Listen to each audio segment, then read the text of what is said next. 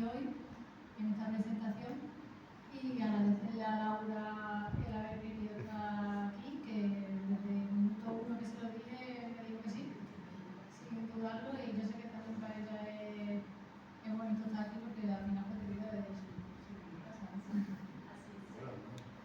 Y bueno, voy a desarrollar un poquito lo que es la trayectoria de Laura. Laura comenzó a escribir en 1994, todavía como estudiante de periodismo, centrada en temas como la naturaleza, libertad y derechos civiles digitales. Ha colaborado con medios de gran prestigio en España, muy interesantes: Algeciras, Público, El Mundo, Marie Claire, y en México. Ha vivido en Canadá, México, India y España,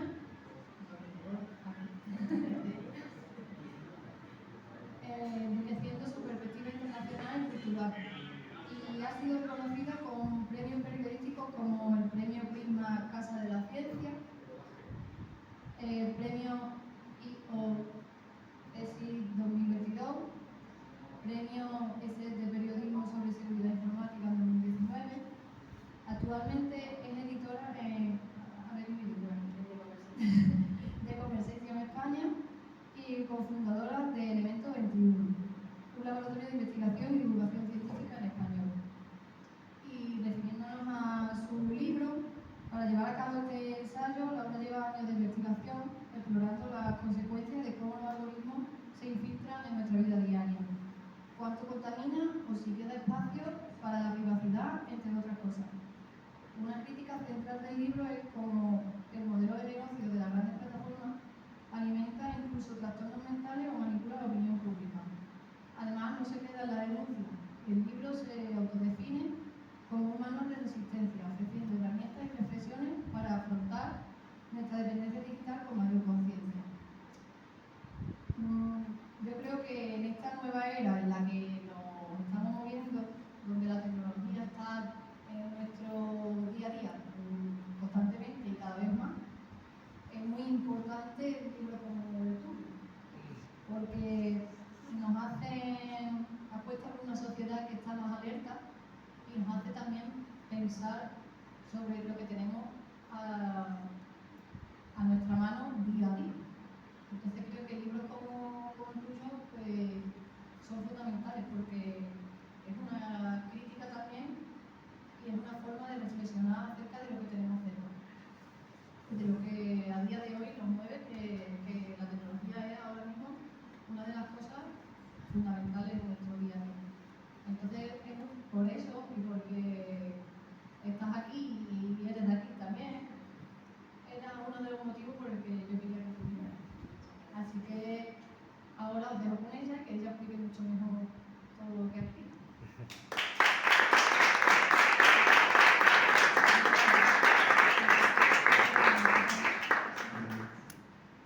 Vale. Bueno, muchas gracias, Lucía, que no podía tener una presentación tan bonita, ¿no? Una maravillosa Lucía. Bueno, muchas gracias a todos por estar aquí. Se me oye aunque esté así. Muchas gracias a todos por estar aquí. Es muy bonito porque además aquí hay algunas de las personas a las que yo doy las gracias en el libro. Este es un libro que al final hay agradecimientos. Entonces, por ejemplo, están Valentina y Guzmán, que son mis hijos. Está Raquel Castillo, Mercedes de Tobás, su madre Matilde, Manoli Lozano está ahí también, que también están los agradecimientos. Entonces, por eso os podéis hacer una idea de lo importante para mí que es poder hablar aquí, ahora, ¿no? Porque no es este libro se publicó en enero y he tenido muchas presentaciones en muchos sitios, en distintos sitios de España, y la verdad que para mí esto es especialmente emocionante por las personas que se reúnen aquí. Y bueno, a ver, como sabréis, yo soy periodista. Voy a contar un poco cómo empezó todo. Yo soy periodista, me encanta mi profesión, la disfruto muchísimo porque para mí mi trabajo consiste en investigar las cosas que no están a simple vista para luego podérselas contar a la gente, para que la gente todos los ciudadanos las conozcan. Me parece una labor fundamental, que la gente esté informada. Entonces, de eso no se van a ocupar los políticos, es un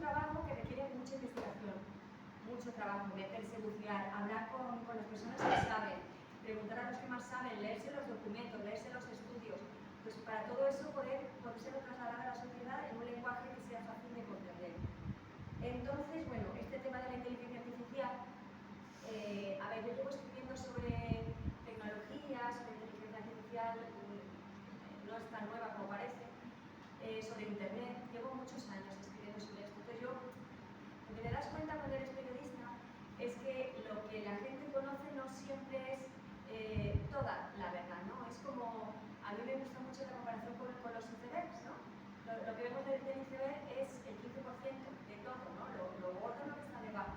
Entonces, eso gordo que es lo que está debajo es de lo que no se habla normalmente, lo que no sale en los telediarios normalmente, lo que no conocemos de verdad. Entonces, ahí es donde me gusta a mí bucear, meterme, hablar con la gente que más sabe para poderlo contar.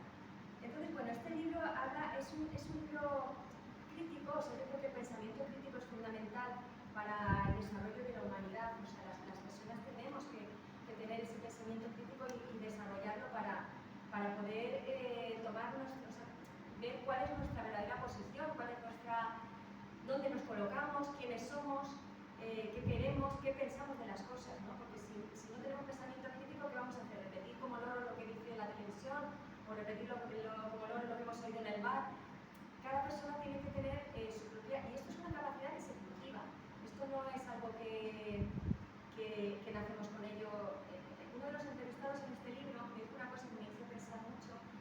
Él decía que no nacemos, nos damos por hecho la libertad. Nos creemos que somos libres por el simple hecho de ser humanos y de haber nacido en una sociedad democrática, pues ya soy libre. Pero esto no es así. La libertad es algo que se tiene que trabajar, se tiene que cultivar. Es algo que requiere esfuerzo. ¿Por qué? Porque, a ver, decía Tomás de Aquino que la libertad es la voluntad de la persona con la que se encamina a lo que considera bueno. ¿Y cómo vamos a saber lo que es bueno si no tenemos la información? ¿No? O sea, no podemos ser libres si no tenemos la información, no podemos decidir qué pensamos. ¿Tú qué piensas de la inteligencia artificial? Pues para poder responder esa pregunta tienes que haber leído mucho, saber de qué trata, ¿no? No quiere decir, claro, no te vas a poner a leer unos pestiños de estudios que son un rollo, que están en inglés, que no se entienden ni la mitad. Pues para eso está este libro, porque yo me he leído esos pestiños y lo sé, y lo he traducido de forma accesible aquí. Entonces, bueno, este libro trata de cómo impacta la inteligencia artificial en todos los aspectos de nuestra vida, a la hora de relacionarnos, en los chavales, estos que vemos que están todo el día viendo el móvil, ¿no? Estos algoritmos adictivos, que les han puesto ya este nombre porque crean adicción. Bueno, el impacto medioambiental de la inteligencia artificial, quién toma las decisiones detrás, porque hablamos de la inteligencia artificial, pero no es inteligente. Es artificial sí, pero inteligente no es. Son programas de ordenador programados con un propósito detrás. Entonces, ¿quiénes son las personas que están detrás? Porque de eso no se habla mucho. ¿Dominará el mundo de la inteligencia artificial? ¿Cómo va a dominar el mundo de la inteligencia artificial si estamos hablando de unos y ceros? Son unos y ceros que es la materia de la que está construida los programas de ordenador. Entonces, lo que tenemos que ver es quiénes son las personas que están detrás, qué es lo que quieren, y luego también darnos cuenta de lo fáciles que somos de manipular también las personas que estamos al otro lado, ¿no? Hay varios estudios muy interesantes que están aquí contados en el libro de cómo los algoritmos de inteligencia artificial te puede conocer muy bien y claro, quien conoce tus debilidades, conoce tus miedos, tus deseos, tus anhelos, tus vulnerabilidades, pues te conviertes en muy fácil de manipular, ¿no? Entonces, esto pues es una de las cosas que se cuenta en el libro. Hay un capítulo que se titula los algoritmos te conocen mejor que tu propia madre. No es una metáfora. Este artículo, este capítulo, se basa en un estudio que se hizo en 2013 ya, pues hace más de 10 años. A un investigador se le ocurrió estudiar cómo a través de los me gustas que ponía la gente en su Facebook, porque entonces todavía no estaba el Instagram, era Facebook, lo que era famoso, a través de los me gustas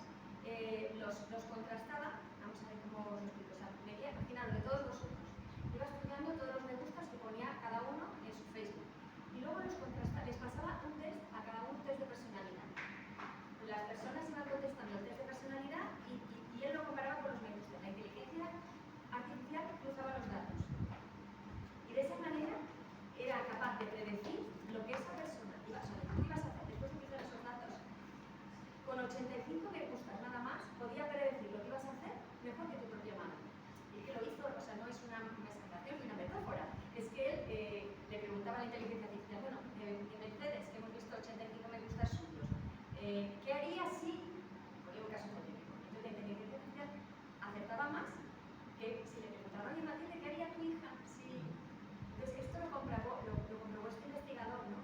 Esta investigación fue en lo que se basaron los de Cambridge Analytica para influir en todos los votantes. Este escándalo que sabéis que hubo que utilizaron Facebook para manipular la intención de voto de millones de personas en Estados Unidos, luego se utilizó también en el Brexit, se ha utilizado, bueno, se utiliza en todos los países.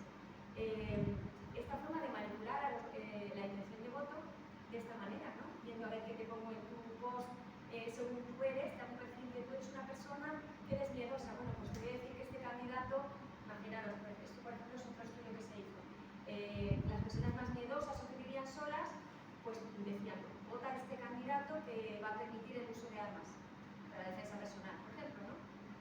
O sea, saber ver en qué puntito, de qué talón de Aquiles tienes para influir. Entonces, bueno, por eso es importante conocer cómo funciona.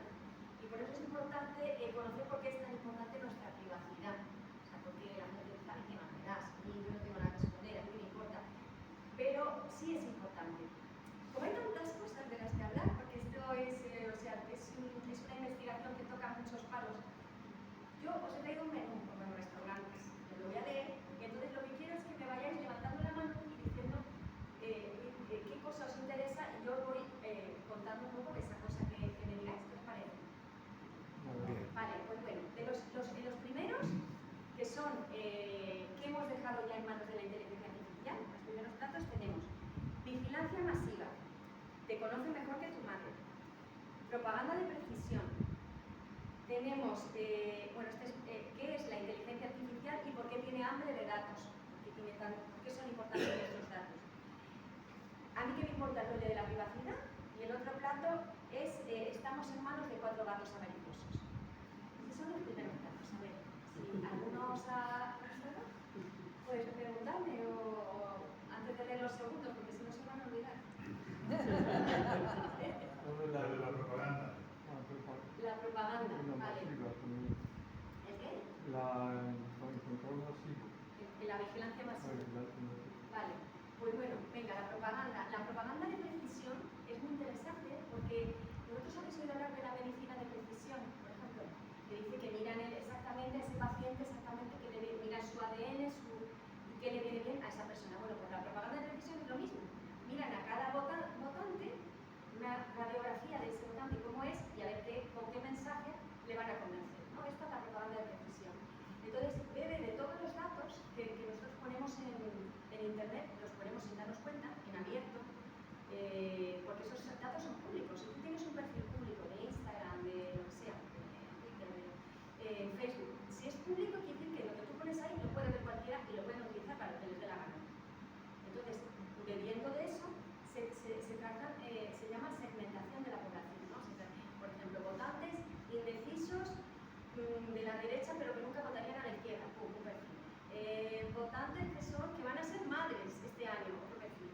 Hay muchos distintos tipos en los que se puede influir. Entonces, la propaganda de precisión tiene un arsenal de armamento tremendo para convencer a las personas. Esto se empezó a utilizar en Estados Unidos, en China, pero se utiliza en todas partes. Porque a veces la gente dice, es que lo usan los países autoritarios. No, se usa en España, perfectamente. O sea, no.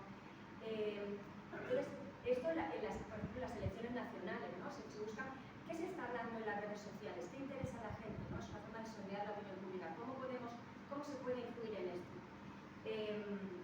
Entonces, el armamento que os decía es mucho, desde bots, cuentas falsas, que parece que están apoyando a esto.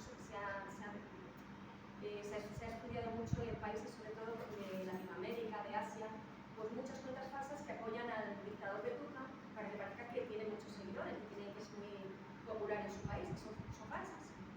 Miles de millones de cuentas que no existen en realidad. Este es un ejemplo. Otro ejemplo es manipular los resultados de búsqueda de Google, de repente, ¿no? Manipularlos para que salgan los primeros puestos una noticia falsa. Luego, a mí el que me parece más impresionante es el microtargeting, que se llama, que viene del inglés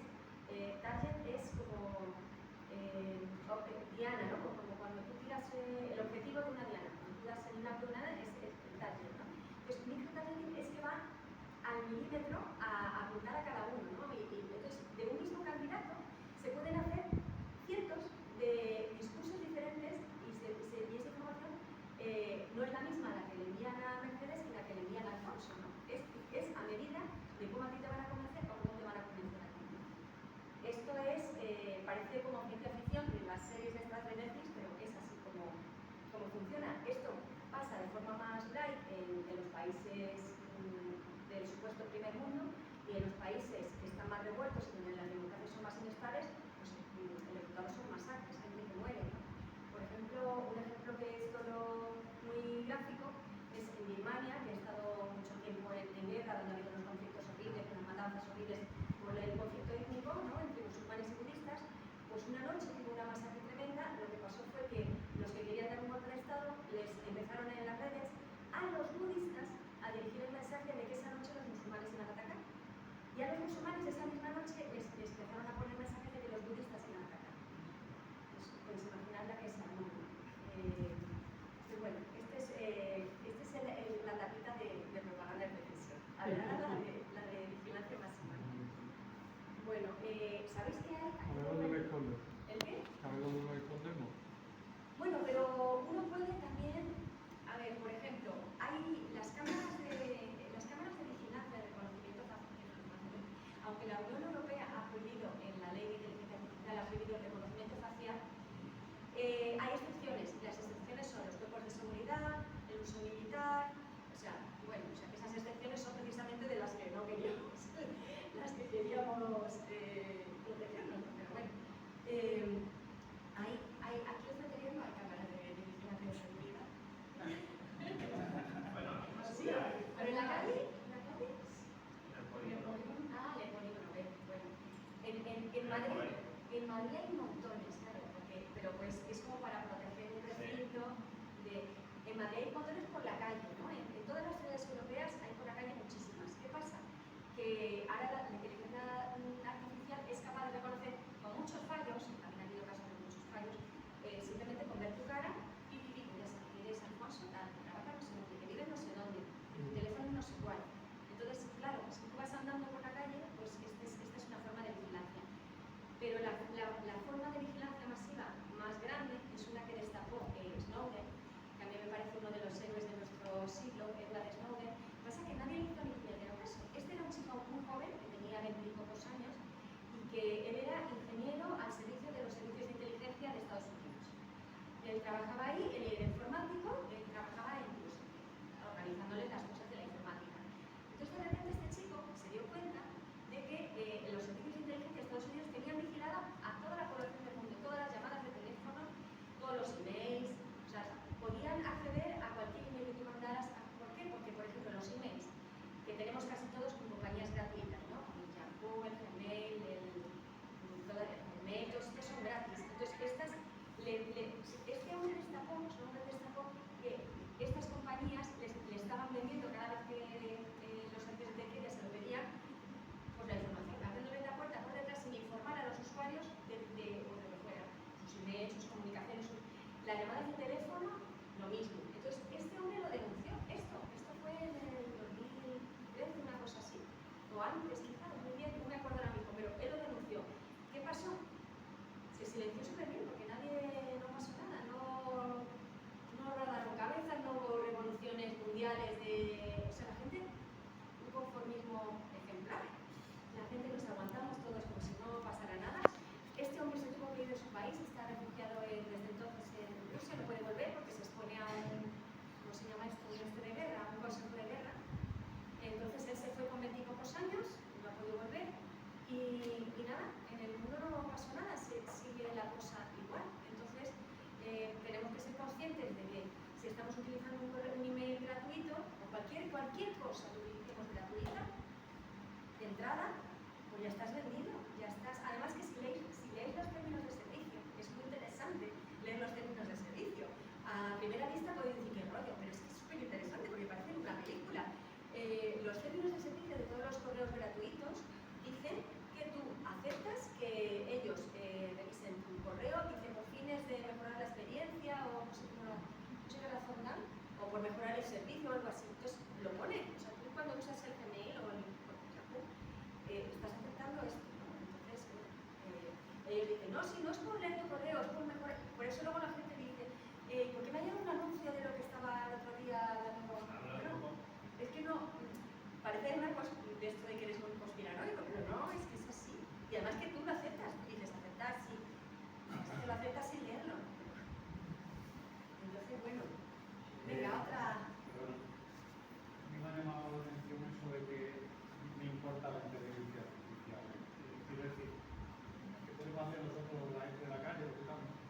comentarios con respecto a la inteligencia artificial. Está claro que es el futuro y Pues lo más fuerte, ¿eh?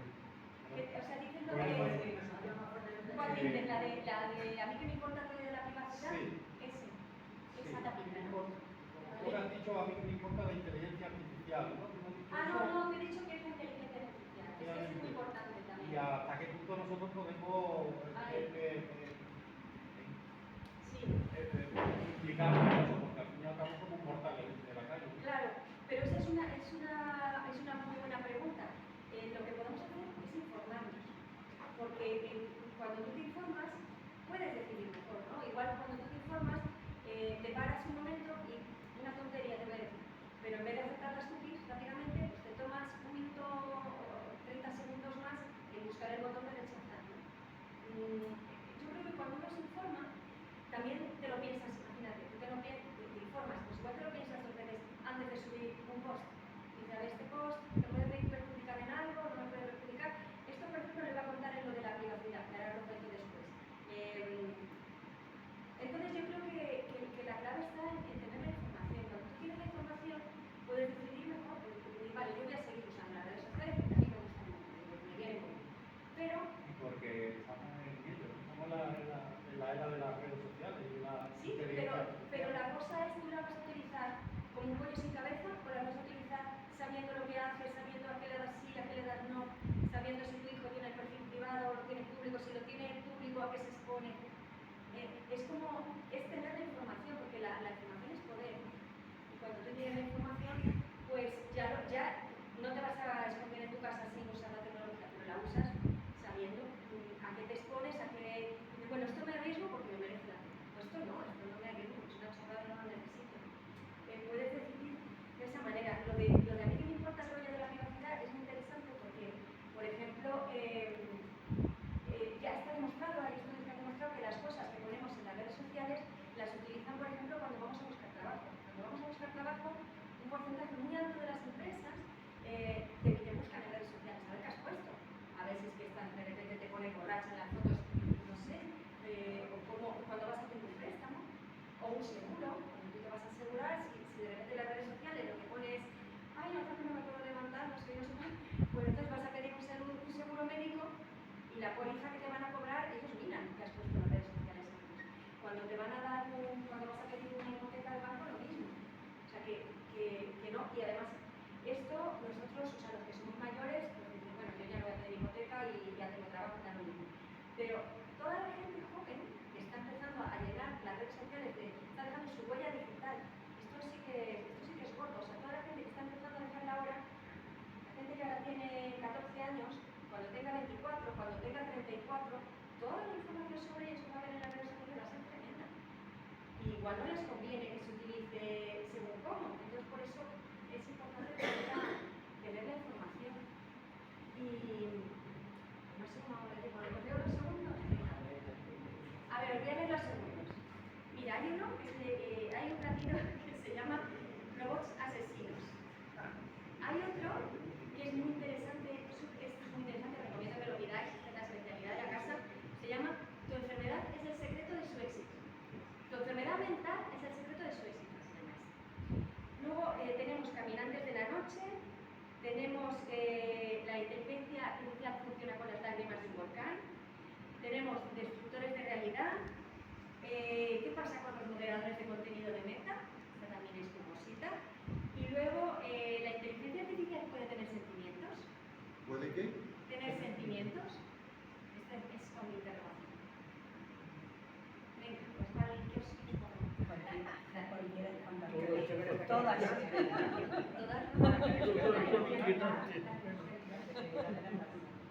especialidad de la casa, venga, pues esta me gusta mucho porque, vamos a ver, se llama Tu enfermedad mental, hay un capítulo que se llama así, Tu enfermedad mental es el secreto de su éxito. A ver, los más mayores igual les suena que cuando el tabaco, cuando empezaron a salir los tabacos, cuando se empezaba a fumar, tardó mucho tiempo en reconocerse públicamente que eso hacía daño a la salud. Hay un estudio que nos salió hace poco que han investigado y han descubierto documentos que demuestran que Philip Morris, que es el mayor fabricante de tabaco, la empresa sabía provocaba cáncer de pulmón. Pero no lo dijeron, no se reconoció hasta una década después, ¿no? Entonces, el tabaco se estuvo promocionando durante muchos años, la mujer fumando era estupendo porque era signo de liberación. Los chiquillos fumando era estupendo porque era signo de rebeldía. Los hombres porque era signo de ser muy macho. O sea, lo supieron vender muy bien. Y durante mucho tiempo se estuvo vendiendo muy bien, ¿no? En las películas. Con Newman fumando. Yo qué sé, que queráis. Se vendió muy bien y caló mucho en la población, ¿no? Caló mucho en la población, de la que un porcentaje muy alto tuvo enfermedad por esto, ¿no? Luego se ha sabido, después de mucha lucha ya se ha conseguido que los paquetes de tabaco los cafés ya lo ponga, pero entre que se sabía y que ya se reconoce, ya todo el mundo lo dice, ya todo el mundo sabe que provoca cáncer, ¿vale? Pero en todo ese tiempo se siguieron vendiendo y no se decía, ¿no?, que esto pasaba. Pues me gusta este ejemplo porque es que pasa lo mismo con los algoritmos adictivos, o sea, las plataformas digitales, Netflix, cualquier red social, están creadas, están fabricadas al milímetro para crear adicción. Vosotros lo habréis visto, ¿no? Que de repente estáis mirando lo que sea, el WhatsApp, el Facebook, lo que sea, y estáis más tiempo del que, ¿no? Igual de que voy a mirar, o no tenéis que mirar nada en ese momento, pero voy a mirar. También, por ejemplo, se ha demostrado que hay una relación entre cuando estoy nervioso, ansioso, agobiado, aburrido, enfadado. Bueno, me calmo, como los niños con el chupete, ¿no? Me calmo viendo el móvil, a ver qué notificaciones tengo, a ver qué publicaciones hay, a ver qué. Entonces, esto no es porque nosotros seamos tontos y miramos el móvil porque somos tontos. Y los chavales que están viendo TikTok o viéndolo, jugando los videojuegos, tremendo. En su habitación, en vez de estar estudiando, en vez de estar durmiendo, no es porque sean unos vagos ni porque sean tontos, no, es porque están diseñados de una forma muy sofisticada para crear adicción. Ya están estudiadas todas las técnicas que se utilizan para crear esta adicción. Por ejemplo, los videojuegos, pues tienen todo esto, los estímulos de las recompensas, los puntos, cuando son online, ¿no? Jugar con el otro y compararte con el otro, son un lugar de relación también, que apela a algo tan básico del ser humano como que somos seres sociales. Necesitamos que los demás nos reconozcan, que gustar a los demás, que, pues bueno, son como necesidades muy básicas del ser humano que se las explotan súper bien. En las redes sociales tenemos esto, o en TikTok, esto del scroll infinito, ¿no? Que nunca se acaba. O sea, tú dices, a ver, voy a ver qué hay en Instagram. Ah, lo veo, ya lo he visto. No, es que puedes estar viéndolo, no sé, una semana seguida si quieres, ¿no? O sea, no sé, no se acaba nunca. Los vídeos en autoplay, que no es que ves un vídeo, es que a mí me ha pasado, es que te pones. A ver, yo no tenía Instagram, y entonces una amiga periodista me dijo, no, Laura, tienes que hacerte Instagram para dar a conocer el libro. Y total, yo digo, no, es que sí, que no puede ser que todos los periodistas tienen Instagram, no tendrías que hacer. Bueno, total, que dije, venga, vale. La hice hace 2 meses. Bueno, pues os podéis seguir, mis hijos lo saben, que es verdad, sobre todo Valentina, que a veces subo algo y digo, bueno, a ver qué hay. Entonces, de repente, es como que empiezas a ver las cosas y mira, este vídeo que gracioso, no, este es un rollo. Este es una tontería, bueno, voy a ver si el siguiente es gracioso. Y estos 3 han sido un rollo, pero a ver, seguro que viene uno gracioso ahora. O sea, en realidad, a mí, que soy mayor, que ya lo sé, que he escrito un libro sobre esto, me engancha. Pues imaginaros a alguien que un chaval de 12 años, ¿no? Que está empezando a. Es que están muy bien diseñadas para esto. Y hay todo un movimiento, en Europa sobre todo, para luchar contra los algoritmos adictivos. En el Parlamento Europeo el año pasado se presentó una propuesta de intentar limitar esto de alguna manera, pero es muy difícil. ¿Y por qué les interesa a las grandes plataformas que estemos ahí enchufados? A ver, a Philip Morris le interesaba que fumáramos claramente porque se compramos más tabaco y ellos se hacían más ricos, es la verdad. ¿Y a las plataformas por qué les interesa si nosotros no les pagamos? Pues les interesa porque ellos, como ganan dinero, son nuestros datos personales. La definición según la ley de datos personales son cualquier información sobre una persona en la que esa persona puede ser identificable, ¿no? Entonces, los datos personales son no solo tu nombre y dónde vives con la ubicación, sino qué te gusta, qué buscas en Google, a dónde vas, que son tus primas cosas que vienes, a qué vas, con qué personas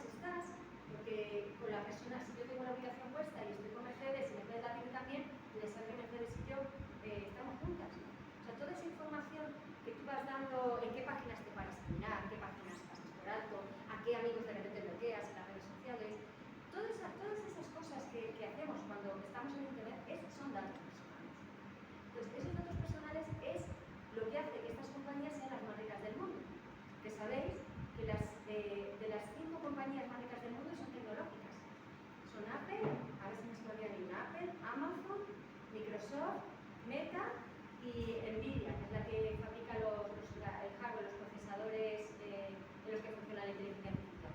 Entonces, son las más ricas del mundo y no los cobran. O sea, Meta está entre las 5 más ricas del mundo y es gratis Facebook, Instagram, WhatsApp.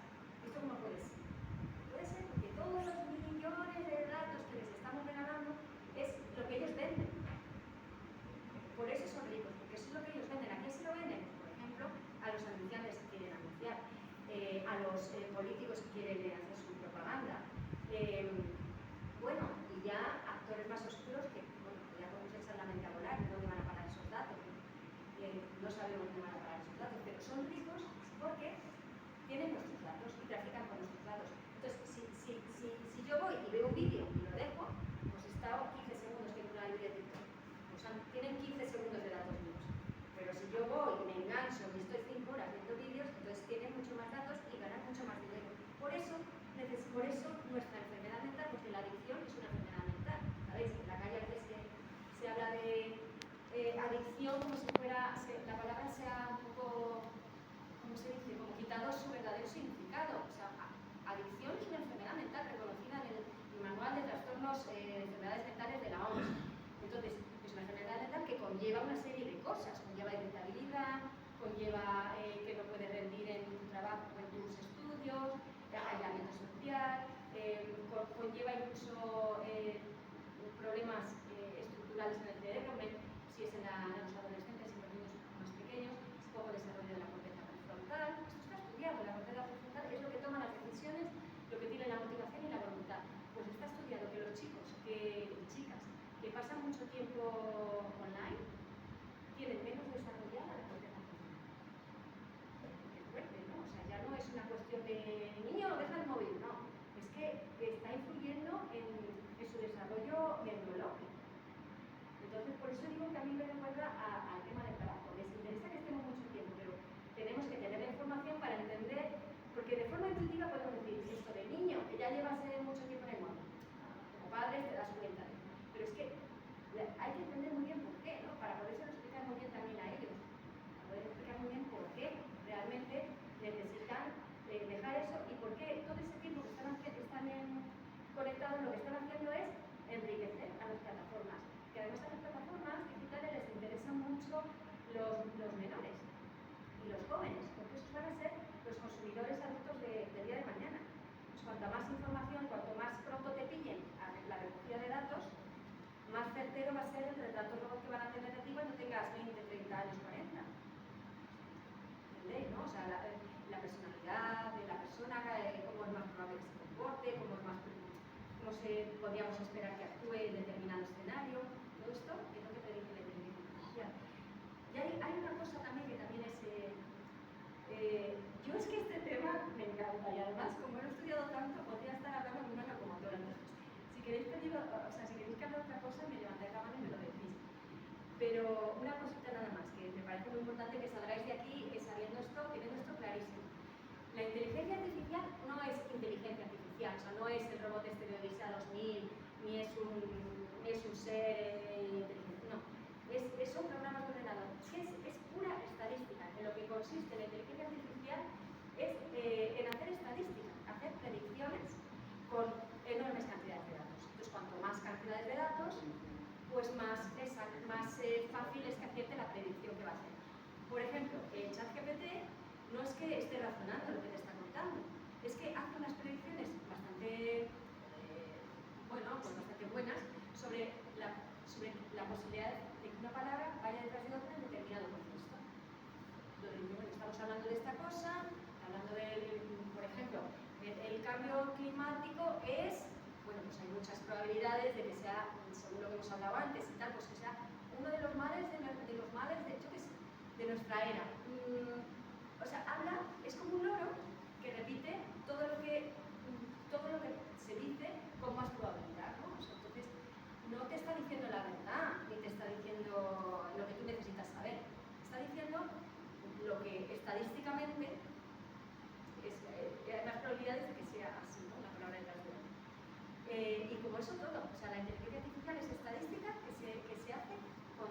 enormes cantidades de datos.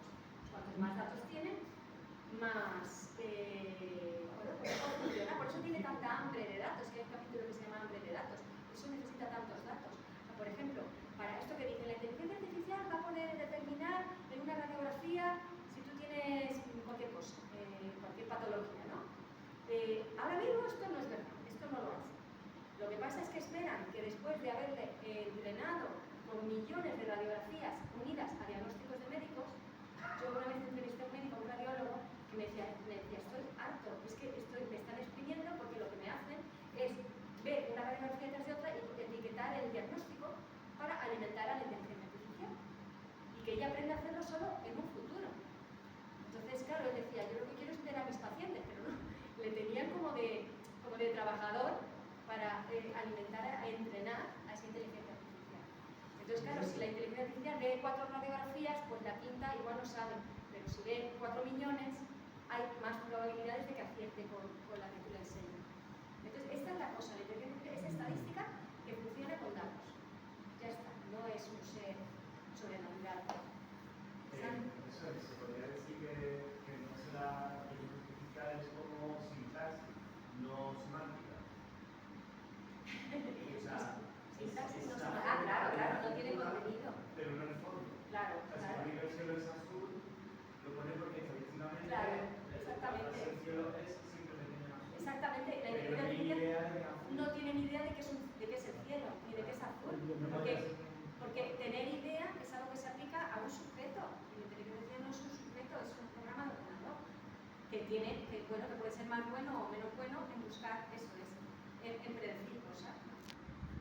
Y entonces, una cosa muy importante de saber que es pura estadística es saber qué pasa con la estadística. ¿Qué pasa con la estadística? Que la estadística quiere decir que puede ser muy alta, muy baja, pero se puede equivocar. O sea, algo que puede tener un índice de acierto 98%, estupendo, 98%, pero hay un 2% de que se equivoca. Entonces dices, bueno, pero 98% es muy alto, sí, ya, pero si de lo que estamos hablando es de que está decidiendo si una persona si un acusado tiene que ir a prisión o quedar en libertad, pues igual no es tan bajo el índice no es tan alto el índice de aciertos, ¿no? De hecho, esto se equivoca más con las minorías menos representadas, se equivoca más porque hay menos datos sobre ellas, ¿no? Por ejemplo, hay un estudio también que dice que ya se usan en muchos sitios, en España también, programas de inteligencia artificial para decidir si un preso debe recibir la libertad condicional o no. Esto es muy interesante. Entonces, este programa se utiliza en Cataluña, que se llama Discambi, entonces decide esta persona, entonces según montones de datos que tiene el programa, pues decide, pues mira, es muy probable que reincida, mejor no le demos la libertad condicional, o al revés. Pues ¿qué pasa? Que se ha demostrado que tiene muchos fallos, o sea, falla mucho, muchos falsos positivos. O sea, veces que dice que la persona reincidiría y no es verdad. Entonces, eso sobre todo es con personas que tienen latido cefalógrafo, que, bueno, pues tienen sus sesgos, ¿no?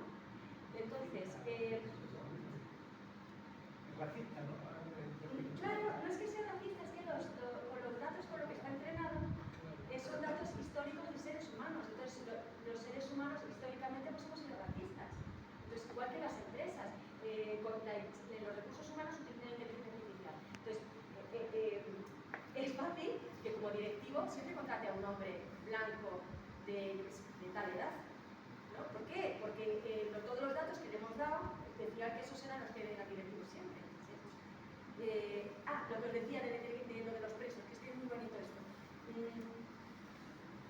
La cifra exacta está en el libro, pero voy a decir así, por ejemplo, un ejemplo. Si tenía un índice de fallos del 20%, los funcionarios que trabajaban ahí cuestionaban el resultado, porque la última palabra la tiene el funcionario humano, ¿no? Bueno, pues en el 1,5% de los casos. Las personas tendemos a pensar que la máquina sabe más que nosotros. Entonces tendemos a creer que, si me ha dicho la inteligencia artificial, que es inteligencia, con ese nombre, me ha dicho la inteligencia artificial que sabe tanto, que es un programa de ordenador, a ver, pues seguro que yo me estoy equivocando. Entonces, este es el problema que hay, que tendemos a dudar, a desconfiar de nosotros cuando no estamos de acuerdo con lo que dice la inteligencia artificial. No sé si había levantado alguna mano. No, a propósito de esa intervención, que me preguntaba yo si también se ha cuantificado el número de decisiones inapropiadas que toman los seres humanos, que toman los jueces y las jueces. Es decir, habría que comparar el número de decisiones inapropiadas de ellos y ella con el número de decisiones inapropiadas de la inteligencia artificial. Lo que pasa es que aquí entra una función ética, entra una cuestión ética fundamental. Errar es humano, eso sabemos que es, ¿no? Entonces todo el mundo sabe que las personas, es que esto lo tenemos claro, nadie piensa que, no sé, nadie piensa que los humanos, que haya nadie infalible, ¿no? Los humanos nos equivocamos. Entonces, esto se da por hecho, está recogido en la ley, ya sabemos que un juez se puede equivocar, o sea, las personas lo sabemos. El peligro es cuando pensamos que la máquina acierta siempre, ¿no? Este es el verdadero peligro, porque tú puedes contratar a una persona en vez de a otra y dices, joder, este tío es un machista, solamente contrata a jefes hombres. Pero ya, si es la máquina, ya no vas a decir la máquina es una machista, porque es como que, entonces, esto que tú dices es interesante, por ejemplo, porque esto es una de los argumentos que da mucho la gente que prefiere los coches autónomos. Dicen, los coches autónomos se chocan mucho menos, los coches con inteligencia artificial, se chocan mucho menos que las personas cuando conducen. Dicen, por estadística, sí, muy bien, pero ¿qué pasa si te toca a ti, dentro de esa estadística del coche autónomo que se ha chocado? Pues está recogido en el libro, como hay muchos casos. Si tú vas en un coche autónomo y el coche avisa, el coche se estrella, el coche atropella a alguien y lo mata, entonces ¿hay qué pasa? Pues lo mismo que pasa si tú tienes autónomo. Es decir, que hay no una pasa lo cadena mismo. de responsabilidades. No hay responsabilidad, no hay. Claro que hay responsabilidades.